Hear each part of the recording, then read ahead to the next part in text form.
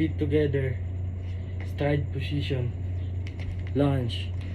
half knee bend, full knee bend, kneeling position,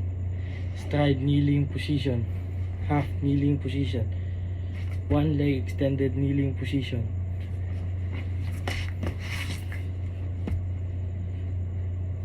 long sitting position,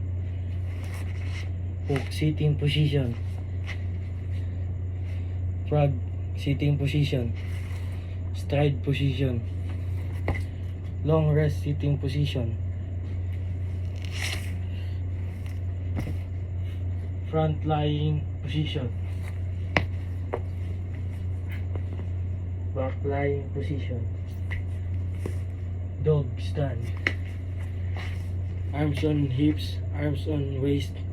arms on chest, arms on shoulders, arms on neck, arms forward, arms upward, arms sideward, arms sideward, upward oblique position, arms backward, sideward oblique position, T position, reverse T position.